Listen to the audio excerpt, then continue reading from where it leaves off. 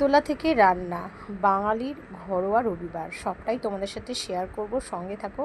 Hello বন্ধুরা, good morning, শুভ সকাল। কেমন আছো তোমরা? আশা করছি সবাই খুব ভালো আছো। আমার আরও একটি নতুন ব্লগে তোমাদের সবাইকে জানাই অনেক স্বাগত।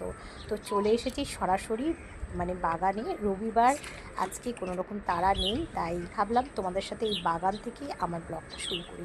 এই হচ্ছে আমার সম্পূর্ণ, বলতে পারো আমি এই গাছগুলো বসিয়েছি। এখানে হচ্ছে লেবু গাছ আর কুমড়ো গাছ, হাড়ে বাড়ে কুমড়ো শাক হয়েছে আর কি।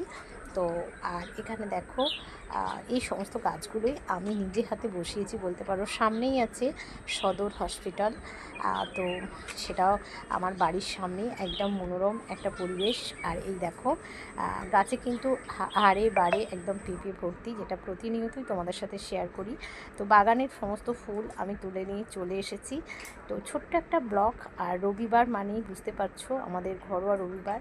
তো সমস্ত বাজার দোকান এখানে এসে গেছে, সবটাই তোমাদের সাথে শেয়ার করছি। তো জানি না আমার ব্লগ তোমাদের কেমন লাগবে, যদি ভালো লাগে অবশ্যই তোমরা কমেন্ট করে জানিও। রবিবার মানে যে কোনো ব্রেকফাস্টের সাথে ডিম সেদ্ধ থাকবে, একটু তাই আমি ভাতের মধ্যে থেকে ডিম কয়েকটা দিয়ে দিয়েছি, ডোন্ট মাইন্ড। আর রবিবার মানেই একটা আমাদের ঘরোয়া রবিবার বাঙালির। সারা সপ্তাহের জন্য দেখো এখানে এসে গেছে চাল, যেটা কিন্তু সরাসরি তোমাদের দাদা ভাই আমাকে হেল্প করছে আর কি।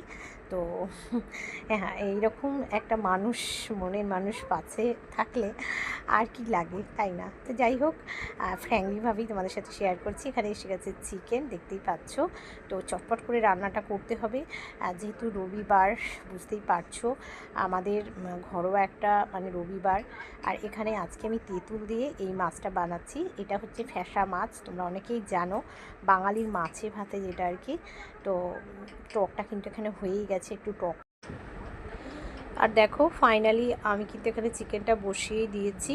তো একটু আধটু তোমাদের সাথে শেয়ারও হয়তো করেছি, তবে এভাবে বড় করে ব্লগ আমি তোমাদের সাথে শেয়ার করিনি। তো তাই এখন ব্লগটাই শেয়ার করলাম। তো দেখো চিকেনটা বেশ সুন্দর কিন্তু কষানো হয়ে গেছে।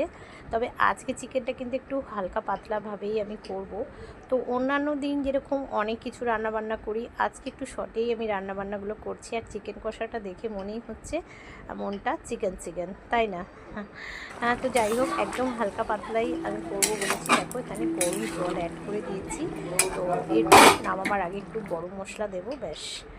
তো রান্নাবান্না মোটামুটি কমপ্লিট হয়ে গেল। ভিডিওটা তোমাদের কেমন লাগলো অবশ্যই কিন্তু কমেন্ট করে জানাতে একদমই ভুলবে না। আর এখন সন্ধেবেলা দেখো একটু বসেই আছি। তো চলো বন্ধুরা, সবাইকে টাটা, আবারও দেখা হচ্ছে নেক্সট ব্লগে।